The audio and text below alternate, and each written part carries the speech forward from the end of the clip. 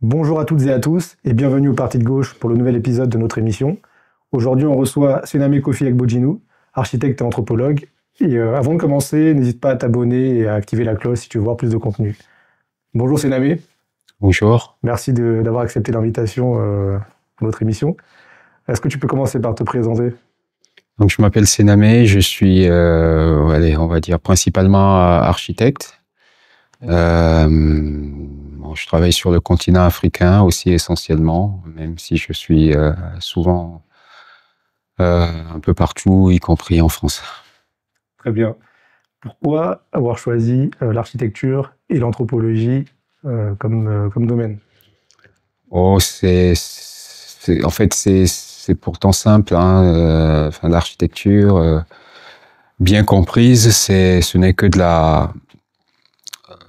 de la projection au sol des structures sociales, c'est-à-dire que l'architecture n'est pas censée prescrire, hein, elle est censée accueillir des subtilités, des originalités en termes de ce que sont les façons de vivre. Et l'architecture, on va dire internationale, pour peut-être prendre un terme connoté, ou l'architecture moderne, pour prendre peut-être un terme encore plus connoté, a fait fi de ça, a été très prescriptive pendant longtemps, et pour moi et quelques autres, peut-être de ma génération et surtout de ceux qui sont du continent africain, il s'agit de faire une architecture qui n'impose plus un mode de vie, mais qui ménage un peu de la place aux leçons ou à tout ce qu'on a d'intéressant à tirer des façons de vivre, entre guillemets, traditionnelles ou anciennes. Et pour comprendre ces façons de vivre et faire une architecture qui les ménage, il faut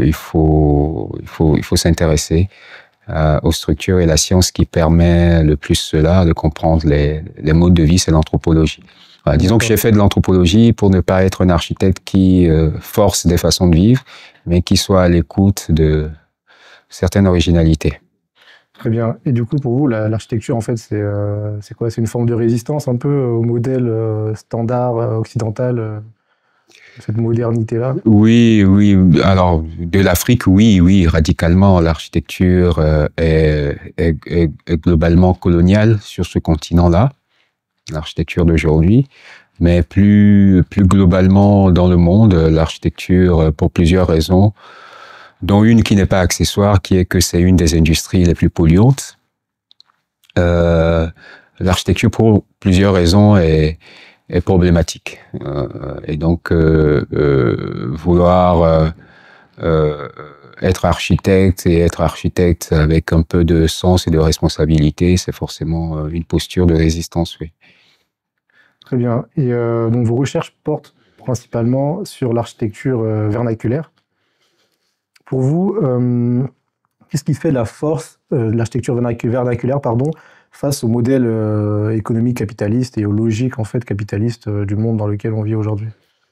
Ok, donc moi je déblaye une nouvelle voie que j'appelle le néo-vernaculaire, un vernaculaire nouveau, quoi. Donc une architecture qui soit une architecture, allez, on va un peu située pour rester sur des termes qui parlent peut-être en France. Une architecture qui n'est pas celle de la même partout, indépendamment de là où on se trouve. Une architecture qui tient compte à la fois de son comment dire, de l'environnement, de la géographie, mais aussi des cultures particulières. Donc c'est vernaculaire en ce sens-là que ça veut tirer le meilleur de là où il se trouve. Donc une attention fine aux ressources disponibles localement, au savoir-faire local.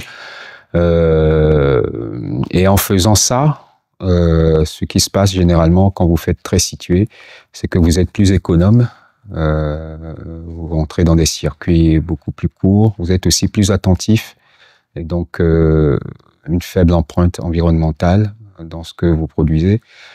Et vous êtes aussi souvent beaucoup plus radicalement social, parce que vous êtes plus sensible, en quelque sorte, à ce que les gens, ce qu'on appelle le génie du lieu, Parce que les gens, partout où ils sont, de toute éternité, quand ils sont des humains, ont pu développer comme science pour vivre ensemble. Ok, mais du coup, face aux standards modernes, notamment au niveau du confort et la technologie, est-ce que c'est un modèle qui peut permettre d'innover, notamment au regard du digital? Oui, bon, c'est pour ça que moi je parle de néo-vernaculaire, parce que évidemment, effectivement, souvent ces tentations ou ces tentatives de faire très situé confinent, surtout en Afrique, à du folklore. Il s'agit de reprendre des aspects d'architecture anciennes. Et donc, on a deux écueils. Soit ça revient à enfermer les gens dans des modes de vie qui sont dépassés, ou alors à les bousculer, à les faire entrer complètement dans des modes de vie dits modernes, mais avec un habillement juste de façade, hein, ce que Fanon appelait le folklore.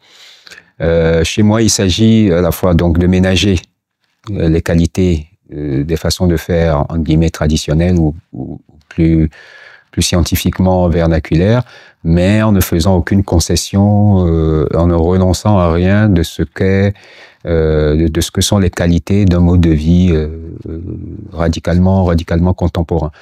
D'accord. Tout à l'heure, vous avez commencé à parler un petit peu de l'aspect écologique du néo-vernaculaire. Comment est-ce que ce modèle, enfin, si vous pouvez approfondir un petit peu plus, permet de faire face aux crises économiques et écologiques actuelles? Bon, mon néo-vernaculaire, comme il est situé, encore une fois, essaie vraiment de se désinscrire au maximum d'une structure globale ou globaliste en termes de fourniture du matériau, donc de prélever le matériau localement et de le faire entrer dans des logiques qui ne sont pas les logiques standards de brutalisation de la matière, mais de voir comment très localement on fait de la matière de façon douce pour de la mise en œuvre, mais qui soit de la mise en œuvre durable et tout à fait moderne au sens de son époque. Cela doit amener des fois à se déshabituer, à considérer le durable comme quelque chose qui est censé traverser le temps, parce que les gens entendent dans durable souvent dur. Il faut que ça soit là pour longtemps. Et donc peut-être à accepter qu'on ait des modes de construction et des modes d'usage du bâtiment qui soient dans des logiques de cycle. Okay. Détruire, refaire, si c'est cela qui permet d'avoir l'empreinte la plus moindre et d'avoir des sociétés les plus harmonieuses. Donc tout ça est challengé. Il ne s'agit pas seulement de challenger techniquement les logiques de mise en œuvre standardisées, entre guillemets occidentales. Il s'agit aussi complètement de refonder le paradigme. Et c'est ça la subtilité du néo-vernaculaire, c'est-à-dire que quelles que soient les bonnes intentions que vous mobilisez, si vous restez inscrit dans un paradigme qui est un paradigme du profit, qui est un paradigme progressiste du temps qui ne va toujours en s'affinant, vous risquez de ne pas aller jusqu'au bout de ce que sont vos envies. Alors que si vous remobilisez des choses dans les paradigmes très situés, y compris celles qui sont en crise, ce qu'on appelle des cosmogonies, vous vous rendez compte que les sociétés partout ont développé des logiques et des compréhensions un peu plus fines du monde, où le temps est cyclique, et donc on peut s'accommoder que le bâtiment, il n'est pas unique éternellement, mais c'est une suite de bâtiments, que le bâtiment, il n'appartient pas qu'à une personne, mais c'est aussi un bâtiment un peu transitoire, où les familles peuvent s'accueillir les unes les autres, ou soi-même on peut bouger, où le bâtiment n'a pas le même usage à tout moment, ce qu'on appelle la chronotopie, qu'il peut changer d'usage. Donc ces conceptions très organiques, très situées, permettent de mettre en chantier une nouvelle forme d'architecture. Et là, le technique, si vous prenez les choses par ce bout-là, peut suivre. Il est rigide si vous restez dans un paradigme capitaliste et un paradigme du profit. Ok, mais du coup, justement, dans un monde qui est très globalisé, très urbanisé, avec les groupes de pression des grands groupes immobiliers, il y aurait sûrement beaucoup de difficultés, j'imagine, à mettre en œuvre ce modèle. Donc, c'est quoi les difficultés et comment est-ce que vous faites pour les surmonter au quotidien? Alors, effectivement, c'est un mouvement de résistance, mais et qui donc s'accommode de ce que c'est dur. Ce n'est pas simple. L'avantage sur le continent africain, c'est que le système standardisé international, même s'il est établi et si les Africains sont très extravertis et veulent le consommer généralement, n'a pas encore imprégné, disons, complètement. Et donc, il y a encore de la structure sociale un peu traditionnelle, des façons de vivre qui ne rentreront jamais dans du bâtiment quadrangulaire en béton, et que les gens vont toujours essayer de hacker parce que cette complexité du social défie toute logique standard de construction. Donc, les gens vont toujours le détourner.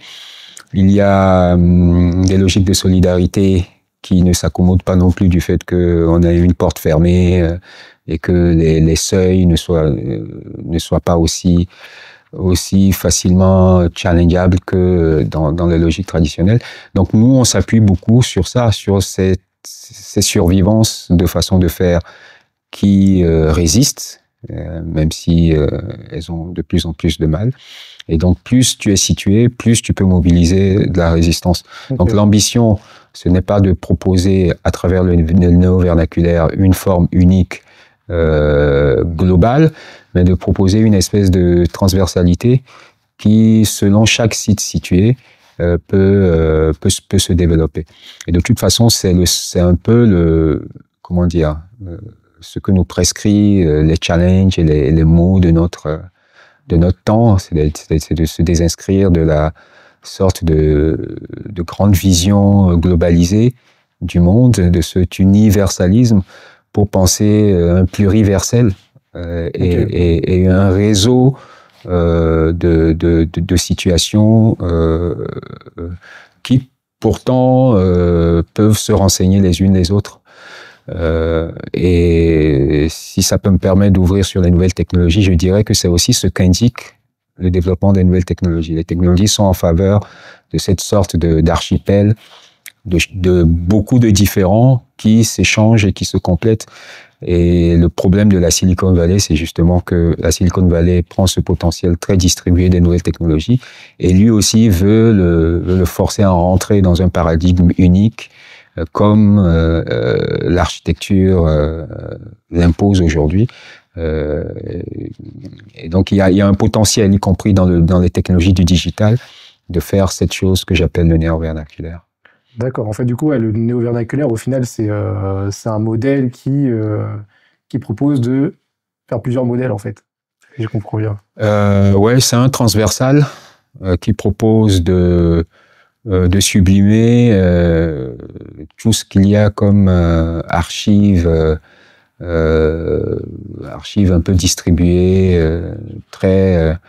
oui, c'est le génie du lieu. Il y a beaucoup de génie du lieu. À un moment donné, l'humanité a basculé dans un système très centralisé, très monopolistique, d'une vision unique. Standardisé. Voilà. Et il s'agit de revenir à cette sorte de système qui s'accommode complètement du fait qu'il y ait plusieurs visions, mais qui s'appuie sur des outils nouveaux qu'on a aujourd'hui pour faire en sorte que ces visions ne soient pas conflictuelles, mais que ce soit justement une possibilité à l'échelle générale d'avoir un maximum d'échanges et d'être en réseau.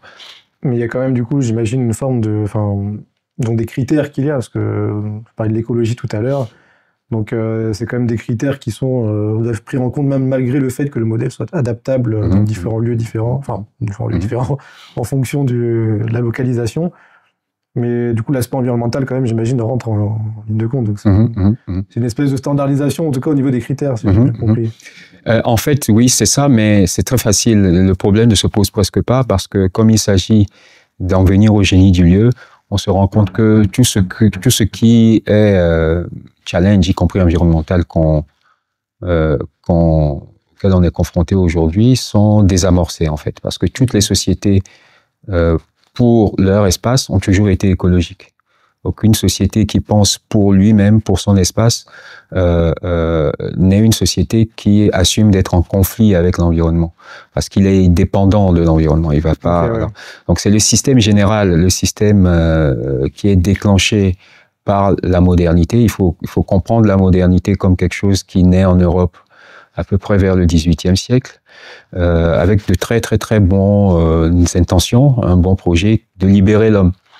Et pour libérer l'homme des contraintes, le philosophe du XVIIIe siècle, le philosophe dit des Lumières, est tombé dans une sorte d'écueil, c'est que au lieu de vouloir libérer l'homme dans les cadres du réel, a voulu lui fabriquer une réalité de substitution dans lequel l'homme est déjà, où tous les éléments de la liberté sont garantis. C'est-à-dire que on a extrait l'homme des contraintes du milieu pour le penser homme libéré, sans contrainte, et cette dynamique a produit la ville.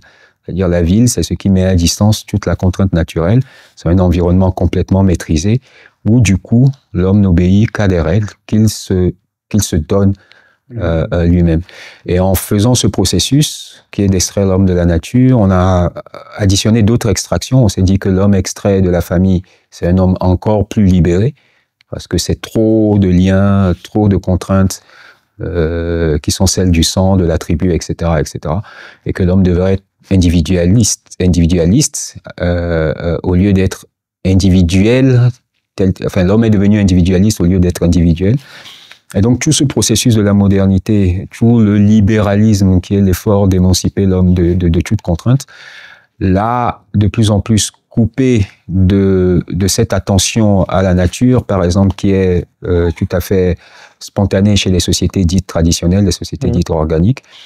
Mais le fait que ça a été généralisé à la planète entière fait un individu, certes, qui, du point de vue de la société ou du point de vue sociétal, n'a pas de contraintes, mais un individu qui menace le berceau même de son existence, parce que cette forme de vie sans contraintes ou uniquement avec des contraintes qu'on se choisit met en danger ce qu'on appelle aujourd'hui le reste du vivant, ou tout ce qui est la structure extra, celle de l'installation humaine de la ville. Donc si vous désinscrivez de cette logique et que vous revenez à comment les sociétés localisées, eux, ont pensé l'installation, vous vous rendez compte qu'eux ont toujours eu, parce qu'ils n'avaient pas cet impératif de libérer l'homme de la nature, par exemple, développer des subtilités et beaucoup de sagacité dans la relation fine avec le naturel. Et vous pouvez remobiliser quelque chose qui naturellement est écologique. C'est vrai. Mais d'accord, je vais rebondir sur ce que vous dites tout à l'heure, parce que vous avez parlé du Silicon Valley, la Silicon Valley et des nouvelles technologies, et aussi le lien entre individus. Qu'est-ce que c'est que le capitalisme digital exactement, et en quoi il est lié aussi à la destruction des liens entre les gens? Bon, le capitalisme digital, les gens l'abordent de plusieurs façons. Certaines personnes disent que c'est un nouveau capitalisme qui n'est plus ni extractif, il y a même une thèse beaucoup plus récente qui dit qu'on ne devrait même plus parler de capitalisme parce qu'il n'est plus fondé par du capital, de la possession de capital, et que le capitalisme digital n'est pas identifiable par l'identification d'un capital quelque part. Certains disent que c'est juste une nouvelle forme du capitalisme. En fait, ce que moi je dis très simplement, c'est que le capitalisme digital, c'est la réalisation d'une forme de prophétie consubstantielle du capitalisme. C'est-à-dire que le capitalisme digital achève le projet capitaliste. Okay. Et il était déjà en germe dans le capitalisme depuis le début. Ça peut s'expliquer par plusieurs moyens. Si je reprends le fil des séparations dont j'ai parlé tout à l'heure, l'esprit moderne qui va mettre en chantier ce paradigme du profit et ce capitalisme procède donc par de la séparation. Séparer l'homme de la nature, ensuite séparer l'homme du groupe. Mais il y avait une troisième forme de séparation que la modernité n'a pas pu mettre en chantier, qui était séparer l'homme de lui-même. C'est-à-dire que séparé de la nature, puis séparé du groupe, tu n'es pas encore un individu complètement sans contrainte. Tu restes contraint par ton corps physique, qui est périssable, qui a des besoins, etc. Et l'homme, selon les modernes, complètement libéré, c'est un homme qui devrait pouvoir vivre uniquement en esprit. Mais la modernité n'a pas pu l'activer parce qu'il n'y avait pas les moyens techniques ou technologiques pour faire ça. Le digital vient achever ce potentiel. Et à chaque niveau de séparation, en réalité, il y a toute une possibilité de doper la logique de profit. Quand tu te sépares de la nature, tu peux voir la nature comme quelque chose que tu peux mettre en service, tu peux en voir des utilités et avoir un rapport instrumental à la nature. Si tu conçois un mode de vie atomisé de chacun chez soi, un mode de vie individuel, séparé du groupe, bah, tu peux commencer à imaginer que l'homme peut faire du profit sur l'exploitation de sa distance avec l'homme. Tout ce qui fonde l'économie théorique, l'économie politique. Maintenant, dans cette troisième forme de séparation, qui est de pouvoir se séparer de son corps, naît un nouveau domaine, qui est le domaine terminal du capitalisme, qui est une nouvelle forme de mise en action de profit d'un tout autre niveau. Et donc, le capitalisme, en réalité, est prophétique. Et l'économie l'a montré parce que l'économie, très vite, a été une espèce d'éthéré. On n'a plus compris. Si vous voulez vous intéresser sérieusement à l'économie, vous vous rendez compte que ça n'a rien de logique, en fait. C'est complètement... ça ne repose sur rien du réel. D'ailleurs, l'économie l'assume complètement puisqu'on parle de la main invisible. On fait référence à des éléments qui ne sont pas du rationnel pour expliquer comment l'économie fonctionne. Et donc, l'économie était critiquable avant parce que on ne lui trouvait pas d'objet. Il était éthéré, il était suspendu. Et donc, on pouvait l'attaquer et dire l'économie n'est pas une économie du réel, elle est problématique. Sauf que désormais, avec le digital, l'économie trouve son objet. Donc, l'économie était anticipatoire, en réalité, de quelque chose qui, lui aussi, est complètement éthéré, un mode de vie sans aucune contrainte du monde réel. Et donc, l'économie est un peu anticipatoire de quelque chose qui fait du capitalisme une grande forme de messianisme dans les façons dont les hommes conçoivent les relations.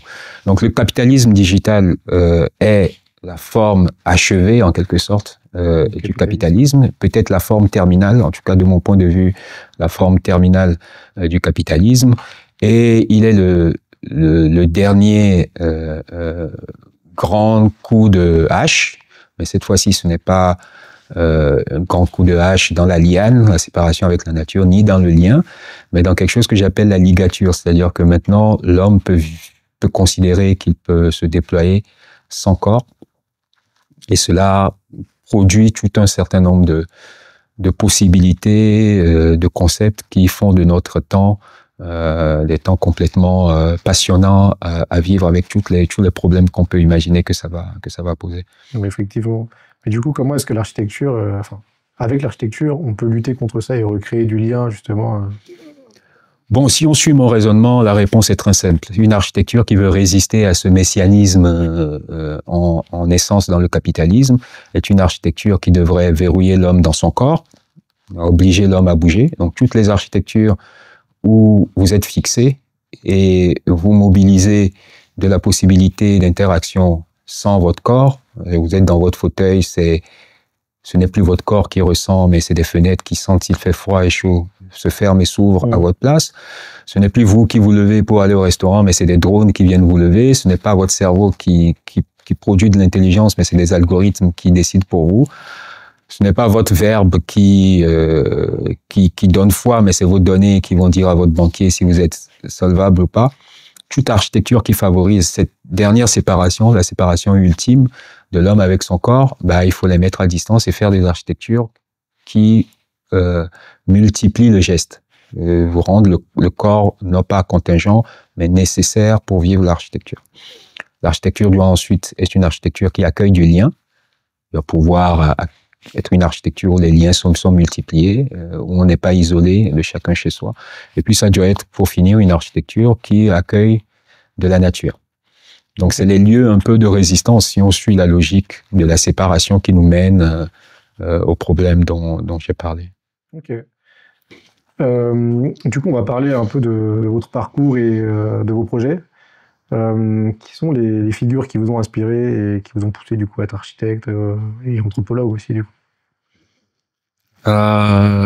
Les figures qui m'ont... Bon, alors, moi j'ai été essentiellement poussé par, je crois, une petite blessure que j'avais, qui est que j'ai développée très tôt. Je me souviens que quand j'étais enfant déjà, je me rendais compte qu'il y avait un problème dans mon environnement, c'est que tous les objets, tout ce qui m'entourait ne me paraissait pas africain. En fait, c'est quelque chose que j'ai ressenti très vite. Peut-être parce que j'ai eu entre mes mains une ou deux fois des catalogues d'objets traditionnels africains, des masques, du mobilier, etc. Je me suis dit, mais comment, à travers ce canon traditionnel, les Africains n'ont pas développé de la voiture, des baskets, etc., qui ont les mêmes esthétiques, en fait. Et à quel moment on a rompu avec ce potentiel esthétique qui pourtant me paraît très riche pour tomber dans ce truc que je trouvais un peu asséché. Et donc, je pense que je me suis je me suis programmé très tôt pour régler ça et faire un environnement plus africain qui tisse avec la corde qui a été coupée certainement avec la traite et ensuite la colonisation, etc. Et donc, je pensais que c'était en design qu'il fallait aller pour faire cette petite révolution personnelle. Je suis allé en design ici en France. Et en design, j'ai compris qu'on pouvait faire plus grand, en fait, qu'un designer ne pouvait pas dessiner une maison, mais qu'un architecte pouvait dessiner une cuillère. Donc, je lui ai dit que c'est en architecture qu'il faut aller pour adresser plus largement la problématique qui était la mienne. Et en architecture, j'ai été tout de suite frustré, très triste, parce que faisant des études d'architecture ici à Paris, j'avais pas beaucoup d'objets, j'avais pas beaucoup de cas d'études africains. C'était pas dans l'enseignement. Surtout à Paris. Voilà, surtout à Paris. Donc j'ai commencé beaucoup à aller en Afrique avec mon sac à dos, avec des associations pour apprendre l'architecture traditionnelle. Là, j'ai été encore plus frustré de voir que les Africains, il y avait très peu de traces en réalité désormais. Et ils étaient complètement dans une espèce de fascination, eux, de l'Occident, et étaient dans une frénésie pour importer de l'Occident. Donc j'ai commencé à chercher dans les livres, et c'est là que j'ai découvert l'anthropologie en réalité, qu'il y a eu un gros travail de fait par des Occidentaux, par des Européens en Afrique, des gens qui sont venus, qui ont résidé dans ces sociétés-là très longtemps et qui donc ont compris les subtilités, ont découvert des choses que peut-être les Africains eux-mêmes désormais ne formalisent plus. Et donc j'ai décidé d'aller en anthropologie. D'accord. Et c'est qui les figures qui vous ont inspiré du coup? Bon, alors pas directement dans ce parcours, mais qui a conforté mon inconfort, Fanon, Frantz Fanon. Je me souviens que j'ai lu Fanon quand j'avais 20 ans et que ça m'a donné comme un truc très physique. Cette personne qui parlait, Fanon a beaucoup travaillé. Après, en architecture et surtout dans la bascule vers l'anthropologie, Hassan Fathy. Hassan Fathy, c'était un architecte égyptien qui, dans les années 40, a redécouvert un style de construction dite de voûte et coupole nubienne et a voulu le remettre au goût du jour. Et s'est pris tout le lobby ciment, mais a résisté, a développé des choses très intéressantes. Et je me souviens que le mot anthropologie même, c'est à Fathy qui m'a fait m'arrêter dessus, parce que quelque part dans l'ouvrage écrit par Hassan Fathy qui s'appelle Construire avec le peuple, où en 4e de couverture, on disait que c'était un architecte qui avait eu une approche presque d'un anthropologue.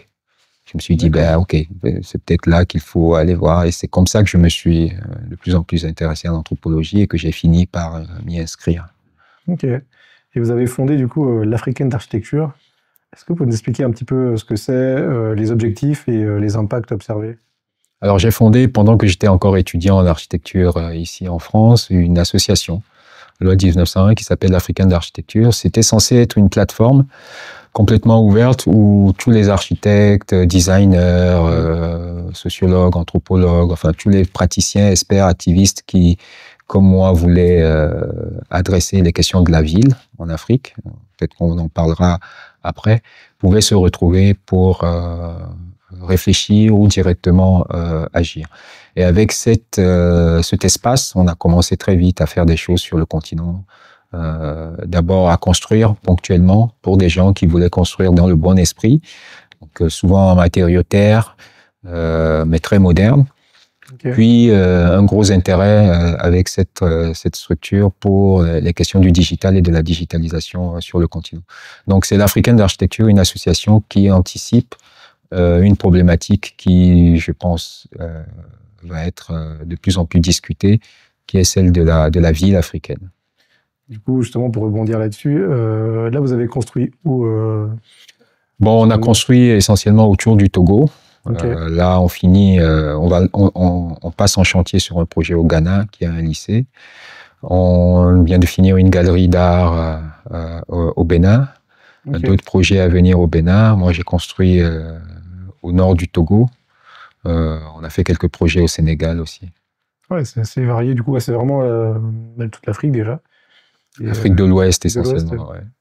Et du coup, qu'est-ce que ça donne concrètement une ville construite sur ce modèle-là, en fait, de l'Afrique de l'architecture, pardon, néo-vernaculaire? Qu'est-ce que ça donne que je le décrive en images? Ouais.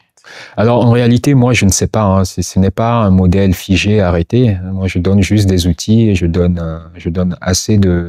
documente assez théoriquement la chose pour que ce soit faisable partout sur la planète et en réalité, pas seulement en Afrique. Mais ce que ça donnerait, c'est une architecture un peu plus sensible à son environnement, aux matériaux les plus disponibles et celles qui ont le moins d'impact économique sur les populations. Parce que si vous verrouillez les populations sur un habitat en béton de ciment, vous allez mettre beaucoup de familles dans des logiques d'endettement pour atteindre ce statut. Donc du matériau disponible localement, donc qui peut mobiliser moins de logistique et de complexité en termes de transformation de la matière, des circuits courts aussi. Et donc, en réalité, ça ressemble à différemment selon le cadre de vie, selon le contexte. Et du coup, sur place, avec les habitants, comment ça se passe le rapport? Ils participent au projet?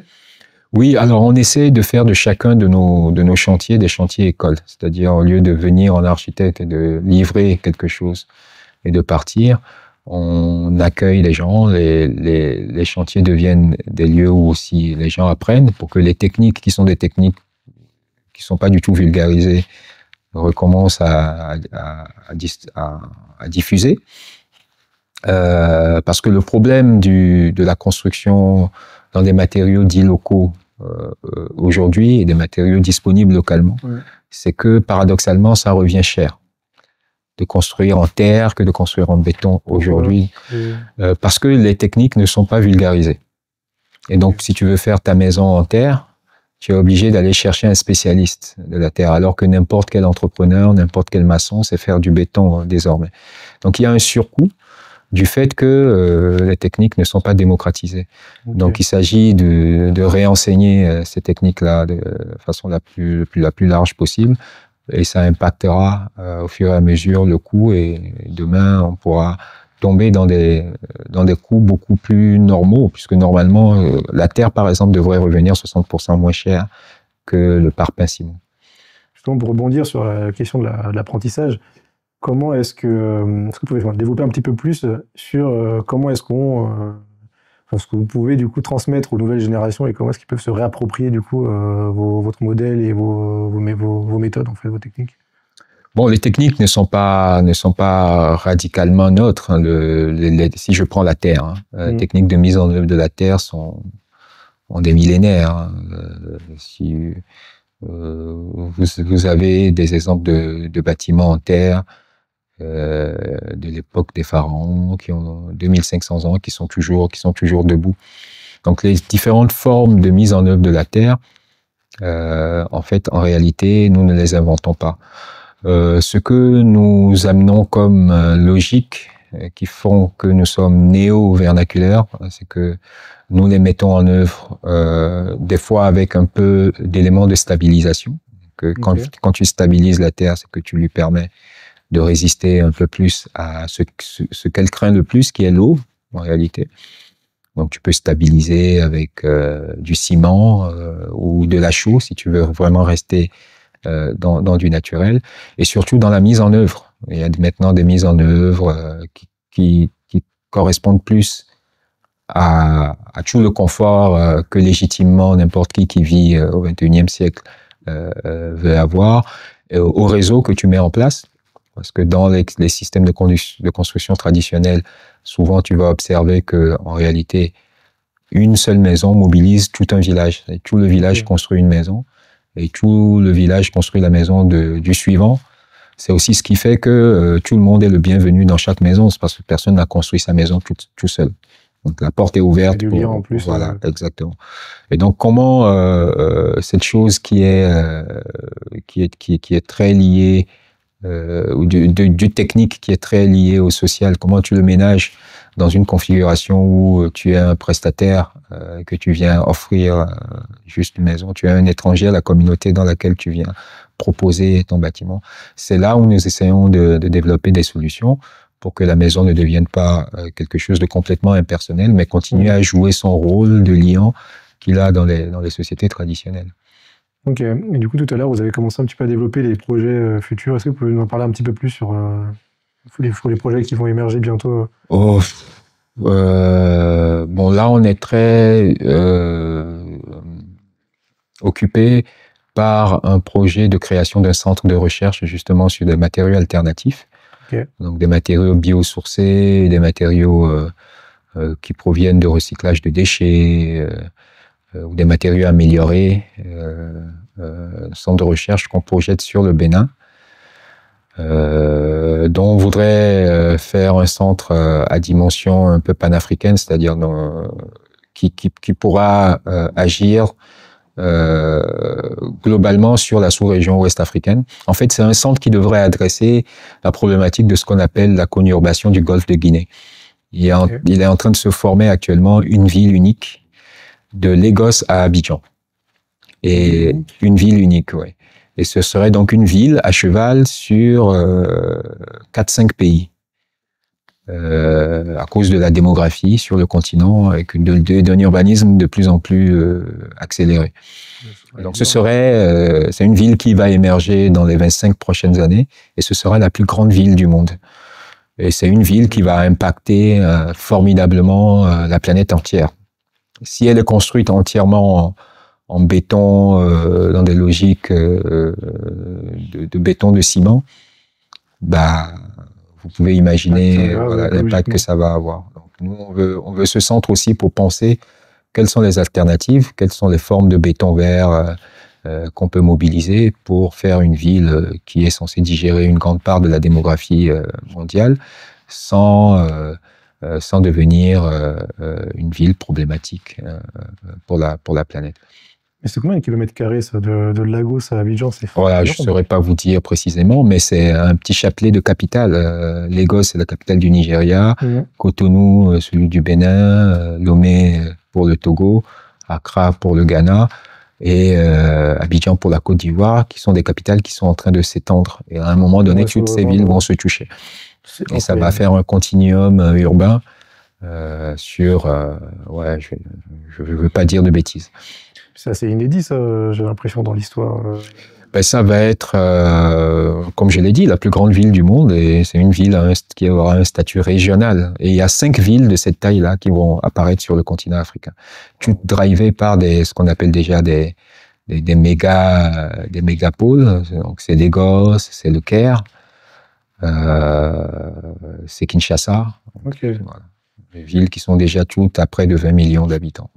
C'est énorme. Franchement, j'ai du mal à imaginer une mégapole, du coup, aussi incroyable. Et du coup, comment est-ce que le grand public peut soutenir ou s'engager dans votre démarche? Comment le grand public peut soutenir? Donc, nous, on est une plateforme. On a une plateforme, donc tous ceux qui ont des compétences d'experts, qui veulent s'impliquer techniquement, soit par du conseil ou descendre sur le terrain, aider en quoi que ce soit, sont les bienvenus. Pas sur ce projet-là en particulier, celui de centre, mais pour nos autres projets, on est aussi globalement autofinancé. Okay. Donc, vous pouvez nous soutenir aussi financièrement. Le projet dont je viens de parler, qui est le projet de création de ce centre de recherche sur les matériaux alternatifs, on essaie de le faire soutenir par la coopération luxembourgeoise. Okay. Donc on travaille dessus. On espère que lui ne sera pas un projet autant dans le sacrifice qu'ont été nos autres projets où on a vraiment, on a financé nous-mêmes. Voilà. On espère qu'on aura les moyens de nos ambitions cette fois-ci. Ok. Bon ben les gens, allez soutenir le projet. Et est-ce que vous avez un dernier mot pour nos auditeurs? Non, merci pour l'invitation. Il n'y a pas de souci. On vous souhaite beaucoup de courage du coup dans la suite de vos projets. Merci beaucoup. Merci à vous d'avoir visionné cet épisode et on se retrouve la semaine prochaine pour un nouveau contenu.